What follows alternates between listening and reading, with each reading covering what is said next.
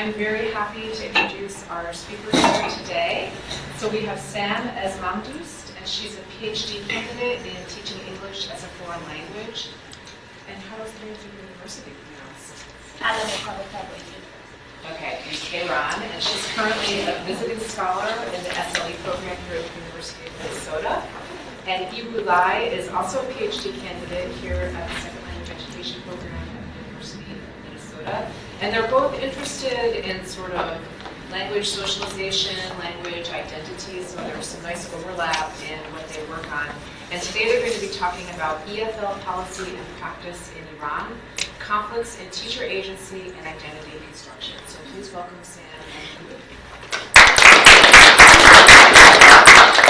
So thank you very much, Dr. Kate Pasani, for your introduction, and also thank you very much for your participation in today's presentation. Good afternoon. Well, I would like to thank CARLA for providing this great opportunity for us to present our study on EFL policy and practice in Iran, which specifically focuses on conflicts in teacher agency and identity construction. Well, this study draws on the scholarship on teacher agency and language policy, and particularly looks into the dynamic nature of teacher identity construction and reconstruction, specifically teachers' agentive identity negotiation at practice level in interaction with learners. It also looks into the impact of macro-micro policies and regulations on teachers' agentive identity reconstruction by macro and micro policies, broad sociopolitical and sociocultural rules of the society translated into rules and regulations of education systems which are imposed on teachers. Well, the definition of agency that we use in this study is Ahern's 2001 definition, which defines agency as socioculturally mediated capacity to act. Based on this definition, teacher agency can be seen as moment-by-moment capacity, reshaped, reconstructed through interactions and negotiations of power relationships in education context and teachers' professional training. So before I get to talk about the main study, I would like to give a summary about the EFL education in Iran. Well, it can be divided into two major eras before the revolution in 1979 and after the revolution. So EFL education in Iran started almost in 1834 by schools, colleges, and universities that were established by British and Americans, and then they were expanded by Iranians, and many language institutions were established because English enjoyed prevalence in the country due to Iran's vast relation with the West. However, after the revolution in 1979, there was a huge reform in education policy of Iran. It was for the aim of cultivating Islamic culture and Islamic ideologies in curriculum, materials, educational culture, educational policies, and educational goals for the aim of Islamization, to remove the Islamic inappropriate cultural issues from both schools and higher education. And it is closely supervised by Ministry of Education. So English education was not exempt from this procedure. After the revolution, there was a debate going on over whether to maintain English education in the school system and higher education, or to remove it. The debate went on until a committee of sketching and planning foreign languages was established, and they conducted a nationwide survey based on what foreign languages, English, French, German, Arabic, or Russian, are needed to be included in education system. The study results ranked English first, French second, German third, Arabic fourth, and Russian fifth. So the committee decided to include English as a mandatory course in the school system and higher education, but it was limited to 4 hours a week. And also the policymakers decided to just focus on linguistic knowledge of English and sociocultural aspects of English, and teaching them in schools and higher education were removed from the curriculum because they were not in line with the new ideologies of the new political system of the country. So after years of teaching homegrown textbooks that just focused on linguistic knowledge of English, learners turned out to lack communicative abilities. So this lack led to a huge demand on the part of the learners for English instruction outside the school, which gave rise to hundreds of language institutions that are called private language institutions in the country. So these language institutions turn out to be successful in enhancing learners' communicative abilities due to the fact that they're using internationally published books. However, these books also go through some revisions by Ministry of Culture and Islamic guidance, and many Islamic ideology incompatible topics are removed or replaced. And institute administrators are advised to put aside culture teaching, and regulations are advised and supervised by provincial culture and Islamic guidance. So here are teachers equipped with, most of the teachers that are teaching in those private language institutions are highly educated. They're all MA and PhD holders of teaching English as a foreign language or teaching English as a second language. So they're equipped with the most recent knowledge of teaching English, teaching foreign languages. So their professional knowledge of teaching and their teaching philosophies and their personal ideologies and beliefs about teaching are in constant interaction with macro ideologies that are imposed on them, that are translated into institutional rules, again imposed on them, and then in the practice level they are interacting with the learner's needs. So teachers here are not neutral perceivers of the rules, and they do not neutrally translate those rules into practice. Many controversies may occur if there is a contrast between what is imposed from higher levels, teachers' professional knowledge of teaching, and learners' needs. So this controversy led to this research. We try to investigate how a teacher agency demonstrated through interactions with learners in teaching-learning context. Well, this study is part of a larger study for which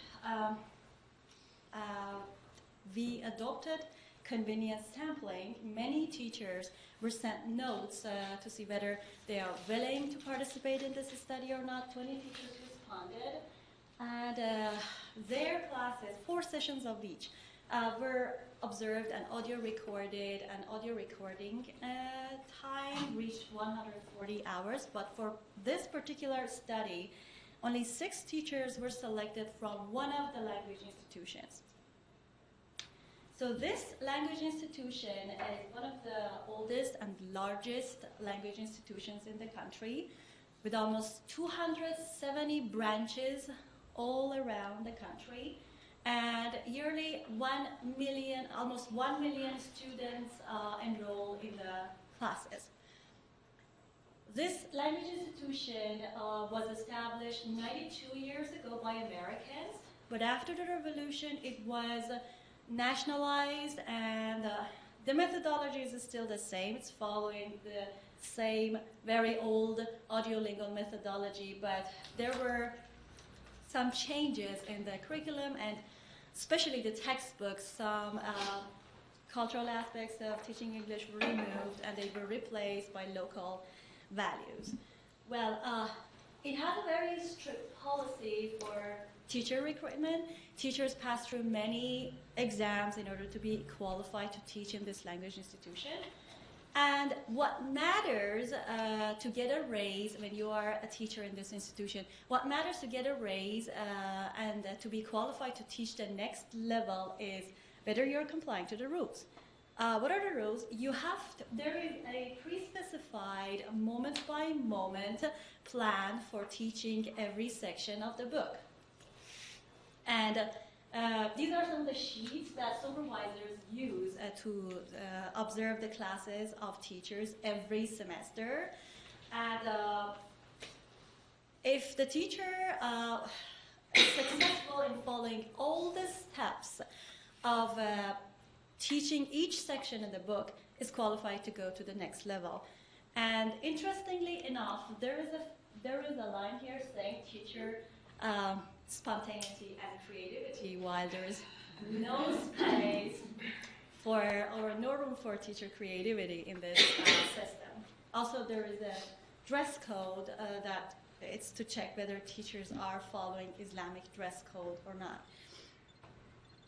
Well, so participants that we selected to analyze in this study are 6 female teachers, and this language institution is gendered, and female teachers are allowed to teach to only female students, but male teachers are allowed to teach to both female and male students. So all of these 6 teachers are highly educated. They're MA or PhD holders in TEFL or TESOL or TESOL degree holders. Their experience ranges from 4 to 15 years, and 2 of them have some study abroad experiences, and the observed levels ranges from elementary to high intermediate. So the data analysis involved a critical discourse analytical approach to the audio recorded classroom discourse transcript. We used Fairclough concept of language and power to uncover how classroom discourse practices between some Iranian EFL teachers and their students were shaped and constrained by the Iranian educational and institutional and societal structures, as well as Islamic cultural norms at all levels. So we consider discourse practices to be socially and culturally constitutive, constructing Iranian EFL teachers' identities and positioning at different levels in relation to their students, institutions, and also the Iranian society and Islamic world. And the second point is the relationship between teachers and their students in classroom or outside the classrooms. Also, the ideological system of knowledge and belief that teachers and students may have about what they define good Iranian teachers or students. So discourse in some Iranian EFL classrooms is less a practice, according to Fairclough, not just of representing the world, but also of signifying the world, constructing the world in different meanings.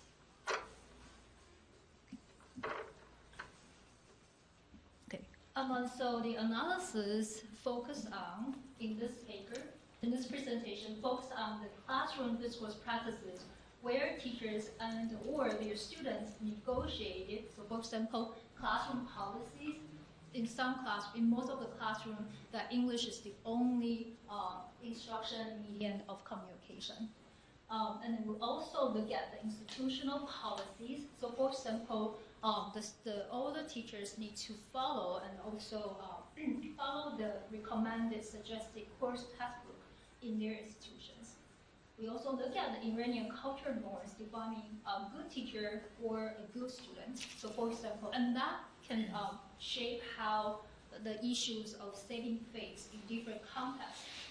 Finally, we also look at Islamic culture values that allow teaching English linguistics, but not the cultures that are relevant to the Western world. Okay. So the analysis of classroom discourse practices demonstrate how teacher agency and identity construction positioning is in relation to students' educational policies and also the broader social cultural context of Iranian society and Islamic world. And when students did not, the positioning and teacher identity negotiation described below shape the teacher participant agency in terms of, so for example, pedagogical practices, classroom management, and also saving face issues, and also in interaction with micro elements of the classroom and the institutional context. So for example, textbook choices, roles of institution in relation to their professional knowledge of teaching, and also the broader language policies and social cultural contexts. So now let's look at the first aspect, and then to examine the agency, especially the teacher's agency and positioning in relation to classroom policies. So let's spend around 1 minute to read this aspect.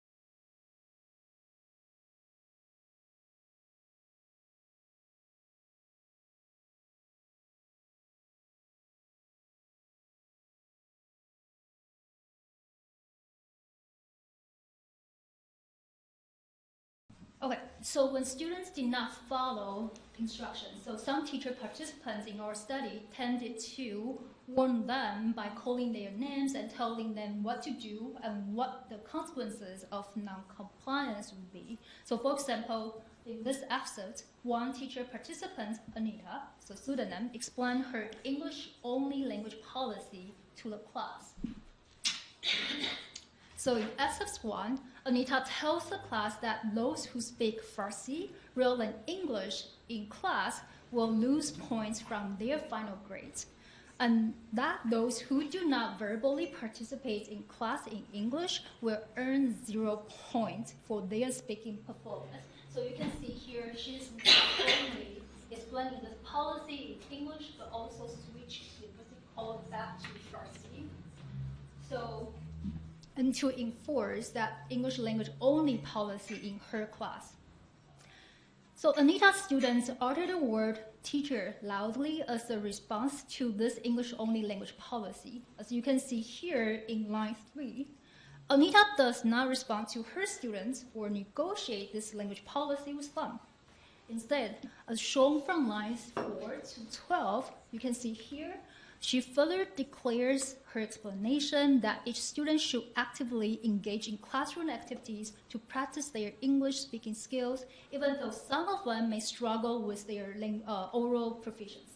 And so she said here that you can see that, so speak in line 7, so speak even you speak wrong. In line 15, Anita continues, reminds the class that she is their instructor who evaluates students' language performance and give them grades. Anita demonstrates here.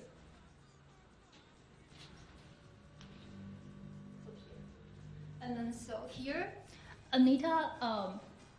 Anita demonstrates her power authority as the course instructor by explicitly asking her students to follow her English language only policy. If her students fail to speak English only in class, they will face penalties by losing credits for their final grade. In addition to showing her agency as an authority figure in class, Anita also relates her English only language policy to the student's Iranian identity. As shown here from lines 16 to 19, Anita says that a typical Iranian student worked hard for grades rather than for themselves. So you can see here, all of the things you do for your grades, for you to have grades because you are Iranian, you are a typical Iranian student. And then a typical Iranian student always do things just for grades. They cannot do it for themselves, just for grades. Right. So this harm means that agreed, but usually because the authority figure that the instructor may have, when you can see here that students keep silent and when the teachers continue the classroom discourse. Right. And so Anita's teacher's agency and attitudes towards her English-only language policy are mediated by.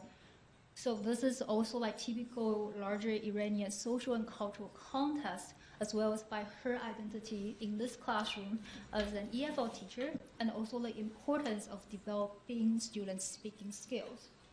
As you can see here in the middle of the asset. And so some teachers participants enacted their agency as authoritative figures, particularly when students' interaction interrupted the classroom instruction. So that's another example that you can see here as how the teacher demonstrated agency and also positioned students as followers of their pedagogical practices or classroom policies. So asset 2 here is like some students that did not follow the classroom instructions and asking their peers for clarifying information, and then the teacher asked them to don't speak to your classmates. If you have any question, ask me. So in this asset, in line 2, with angry voice, so Naima asked one of her students why she's not paying attention to the instruction.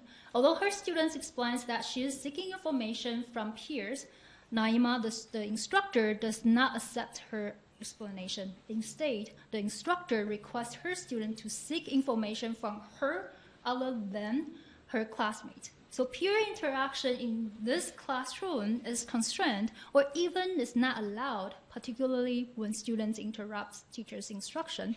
In this teacher-student exchange, the teacher's participant position their students as responsible for following instruction rules and directions. This teacher-led instruction exchanges established epistemic boundaries whereby students' agency to contribute to the construction of knowledge in the classroom was constrained by the instructor's authority figures, so linguistically or the larger Iranian culturally. And we also found the access examples of classroom discourse transcripts that can demonstrate the teacher agency and identity in relation to the institutional policies. Most of our teacher participants agree to follow the institutional policies and regulations in their home institute. Many of them will adopt the institute, for example, many of them will adopt the institute's teaching materials and follow their supervisor's recommendations, as Sam just explained to us. However, when those teaching materials fail to provide further linguistic support to ensure students' understanding, some teacher participants ask students not to follow the textbooks. So for example, in this asset 3, you can see here, one of our teacher participants, when she was teaching the auxiliary verb, would, and then the model verb, used to, so Mary, the study participant, and her students identify and negotiate the different phrasal structures of these two verbs. Very good? Okay, so in SF3, so you can see here some students are confused because there is a gap between the teacher's instruction and then the grammatical structures listed in their textbooks. And so as Sam just explained to us that the teachers, they have a step-by-step suggested instructions in classroom by and from the supervisors in the institutions or even the institute. But very interesting is here some of our teacher participants exercise their agencies and position them as linguistic competent members in classrooms and ask the students to not follow the institutional recommended textbooks, but then follow them because that they are the linguistic, the competent speakers of the English language. So here you can see in SF3, so our study participants, Mary further explains that there's no contextual information provided in the textbook. Just a single sentence, and don't pay attention to your textbooks. So just follow me. But very interesting is most our teacher participants in our study reported that they respect and follow the institutional policies and also recommended textbooks or pedagogical practices. However, when these policies and recommendations were against their pedagogical practices or pedagogies, many of the teacher participants enacted their agency by directing students to follow their teaching but not follow the institution. Okay, I want to skip this one. Okay. And another example that we some also can see the agency and also positioning by teachers are in relation to larger Iranian cultural norms. So a great number of teacher participants in our study responded that they would not feel they were losing face if they were unable to successfully answer students' questions. So this is very interesting because in many cultural systems, facing issues are very critical, especially towards like authority figures. So, for example, teachers in the classroom or or managers in professional business professions. But then one thing that we found interesting is most of the teacher participants in their report, they would say, yeah, we recognize students' suggestions or contribution to the meaning co-construction in classroom. But then we also find an aspect that the teacher participants still hedging the moments when they feel embarrassed when they were corrected by the student. And so in S5, you can see here one teacher participant, Shadi. So my initial reading of these assets, so my analysis is, instead of feeling embarrassed for being questioned by her student, so Shadi self-corrected her ungrammatical sentences as shown here in line 2 and 3. So Shadi self-corrects her ungrammatical sentence as a response to the class. And she also further explains why the third person singular present verb is should be used for the uncountable word furniture. In line 4, her students again question Shadi's ungrammatical use for the word furniture. And this may show that some students are still confused by whether the word furniture is uncountable or not. And Shadi sort of acknowledges her ungrammatical use by responding yes in line 5 here. So I say yes. Okay. And then, but she hedges her acknowledgement by inserting the word maybe in her phrase, I was wrong, in line 6 here. So first she says yes, I say as a recognition of students' correction and also contribution to the class instruction. But then in line 6, the maybe this word hedges the feeling of her feeling or the moments that she feel embarrassed a little or like someone challenged her faces. So she hedges her acknowledgement by inserting the word maybe here. She then not only, and also she do like twice. Maybe I was wrong, maybe I was wrong. But then following this hedging, and then she not only gives an explanation of why the third person singular present verb was correct, but also provides some examples to help scaffold students' learning of the uncountable noun furniture. So my second read of the data and also analysis that is, so ungrammatical use may challenge teachers' linguistic competence in English and cultural authority in larger Iranian context. So, however, very interesting is sometimes our study participants hedge their acknowledgement to still hold their linguistic expertise and culture the authority figures in the classroom at local level, but also to response to the larger Iranian societal concepts about like the teacher as virtuoso. Okay. Then let's look at other examples that to explain the teacher's agency and identity construction that are in relation to Islamic values. So as Sam explained in the introduction of the study, Islamic cultures allow the instruction of English linguistic features in Iranian EFL classrooms. Any teaching and learning of the cultures are relevant to English language, such as dating, dancing, drinking, is restricted because those cultures are against Islamic, the cultural values.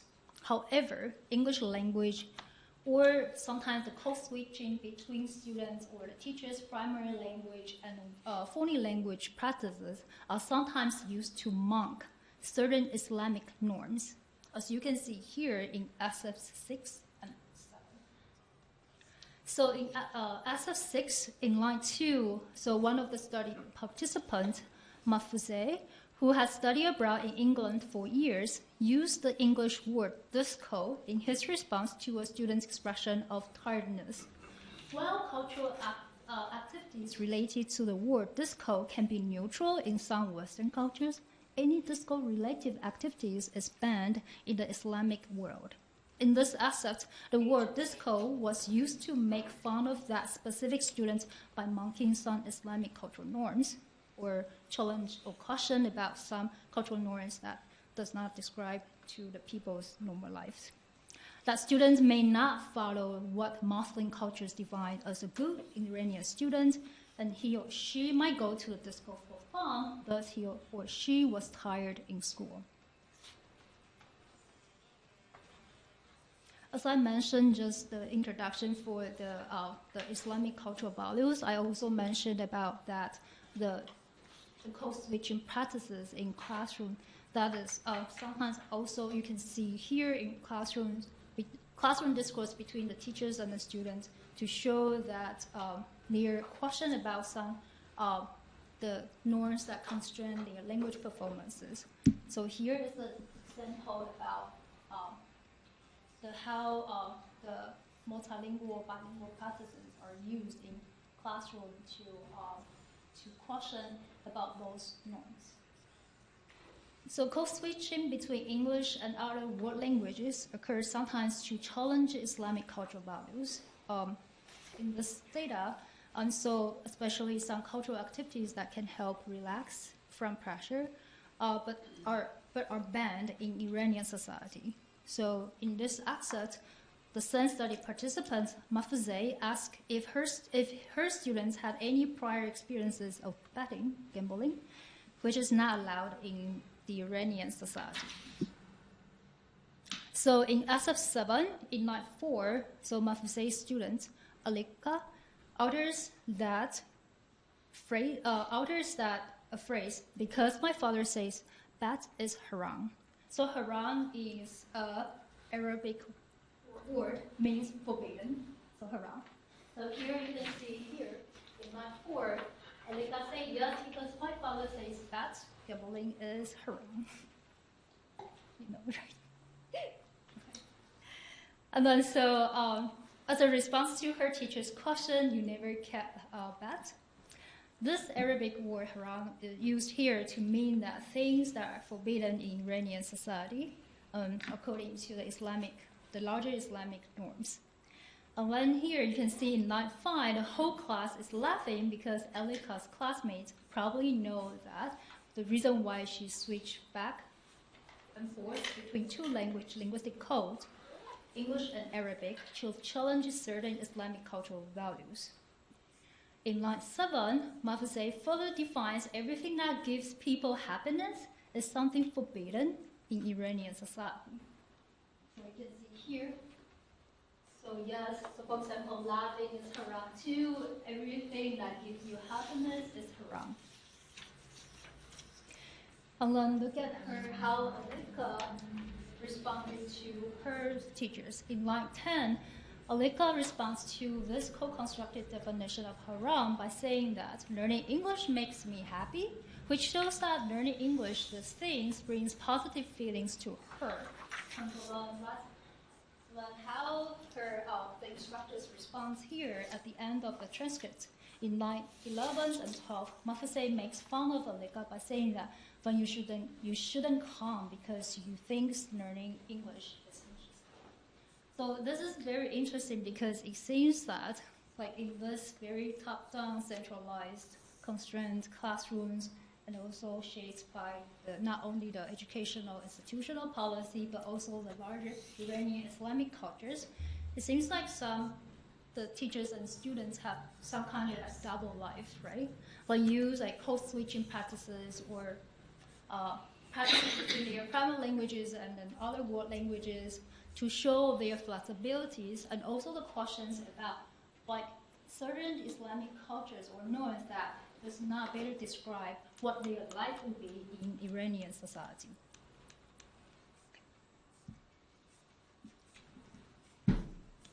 And so, the analysis here of classroom discourse practices indicates that the teacher participants' positional and agentive identities are shaped mostly in relation to their English language learners, and also their stances towards the larger institution and social cultural expectations in the Iranian language institute context, but also the Iranian society and Islamic growth.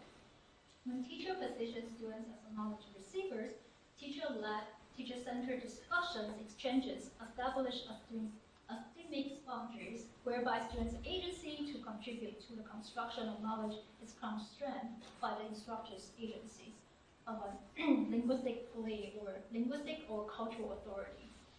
When teachers position students as knowledge contributors, students are encouraged and exercise their agency to participate more actively in language-mediated classroom activities.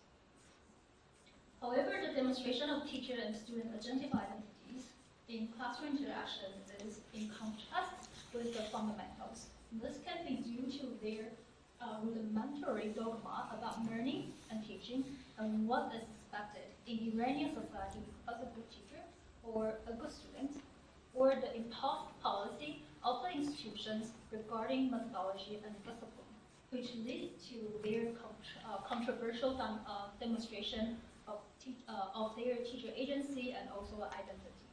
Social and institutional cultural interaction with teachers' identity shape their value systems based on which teachers act and also respond. The teacher participants in our study recognize the importance of following the institutional policies and also the educational recommendations.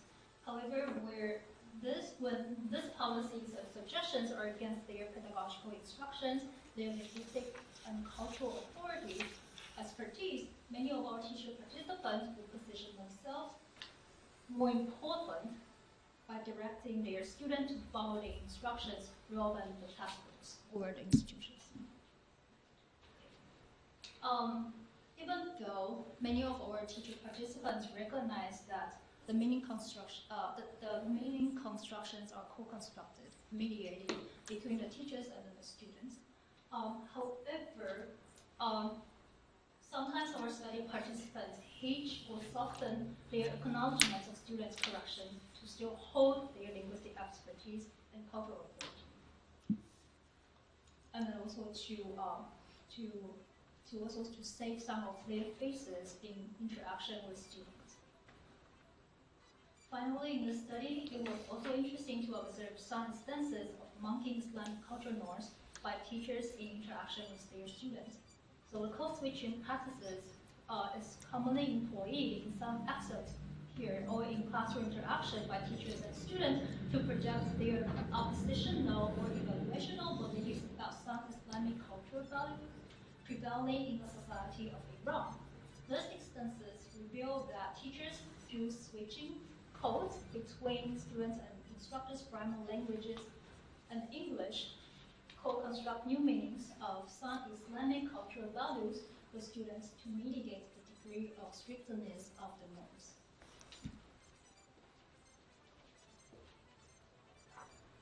Well, language policy and language planning in each area serves the macro ideologies of that area that makes the difference in different spaces in terms of educational culture and outcomes. But how this is practiced in language teaching and learning context matters by the real agents of teaching and learning that are teachers. The controversy occurs when there is mismatch between policy and practice and learners' needs in the real practice context.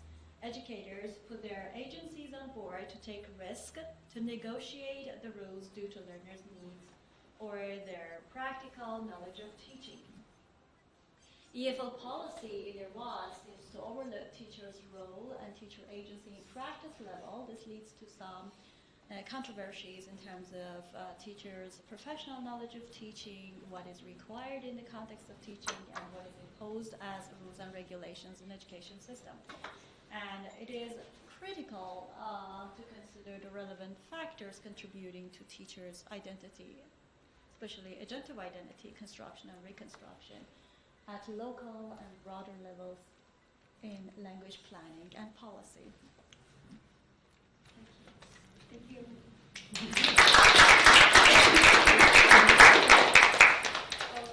Any questions?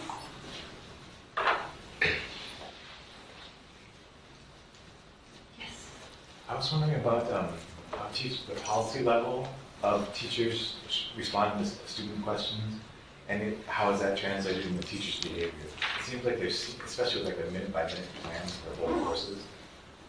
Could you say a little bit about that? Are they at the policy level? Are student questions either meant to be discouraged or used as an opportunity to assert authority by the instructor? Yes. Well, in that system, some of the questions that are raised by the students are like forbidden issues, like the word haram or betting that actually was discussed by our friend.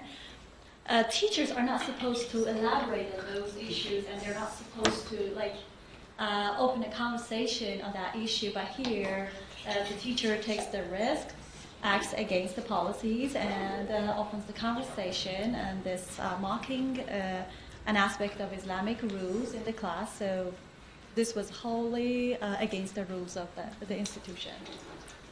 And also one of the things that we noticed that, so the data examples we showed here, the month you say, has been studied abroad for several years, right? But we also, 6 years, right? You also see, excuse me, we also saw some examples that demonstrated this open discussion spaces with students by some the teachers, instructors that never like study abroad before, right? So it's interesting to see how they conceptualize a more student-centered teaching and learning in their own classrooms. I was pleasantly surprised to see some of the sort of like diversive things that we're talking about, such as betting or the joke about going to the disco, given that they were being filmed or audio recorded. Did you find that their behaviors changed because there was an audio recording, or did they make any comments about the fact that their classroom was being recorded, given that such a controlled culture and environment? Well, they're not filmed, they're audio recorded, and you just have this audio recordings, they're different. But it seems that the learners were not aware that this class is being audio recorded. So what was, and the teacher, despite being audio recorded, despite being aware of this, that this class is being audio recorded, brought up this topic and went for the whole conversation. And so here's Alika, like wonderful examples to co-constructing meaning with her instructor, right? But we also had another example that the instructor asked, like, are you dating someone now in class, and also for a discussion topic? So that student just kept silent all the time. She would not say any words about dating in classroom interaction with her instructor.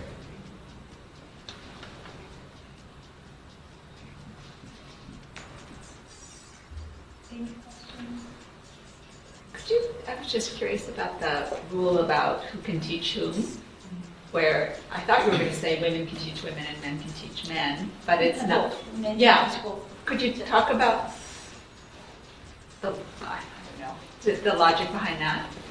I kind of understand the logic of like gender segregation, but this is like partial hierarchical gender segregation. Yeah, because it's a kind of Islamic ideology thing in Iran. Like, female teachers are not allowed to teach, especially at school level or institutional level, to male students because of some Islamic thoughts about that. And Like women can never know more than men? Is that the idea? No, that's not. Actually, it's about like there are some rules in Islam that says, for example, a female can.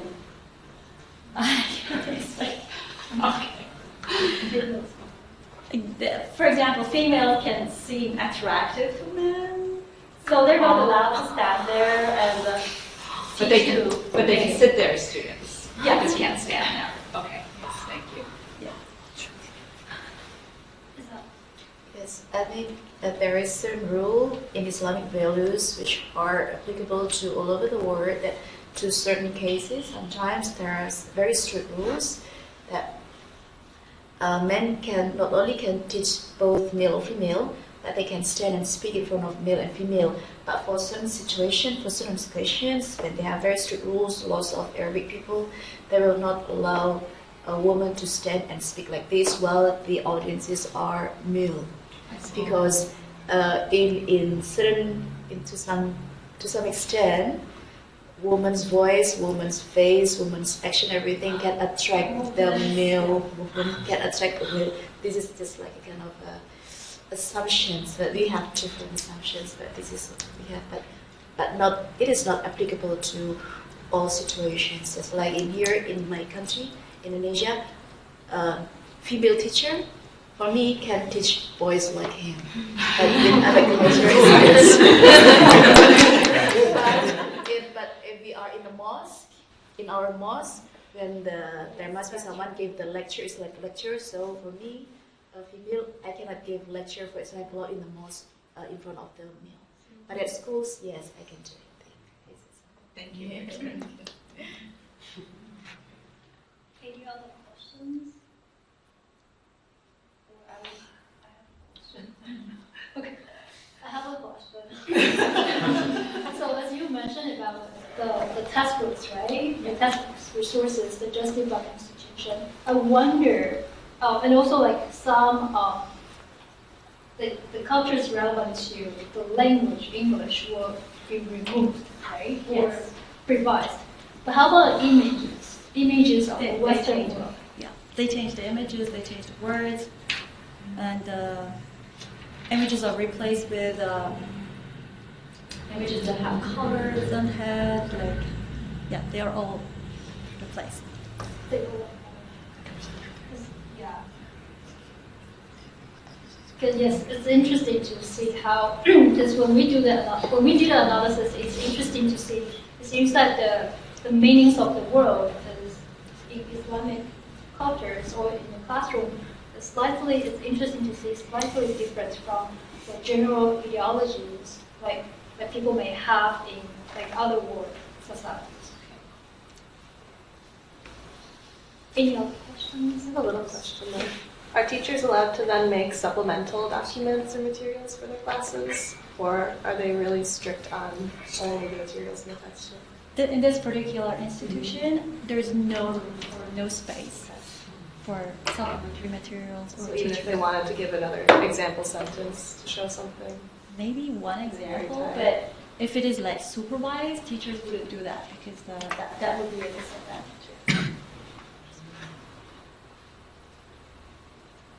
I used to teach in that institute for 5 years.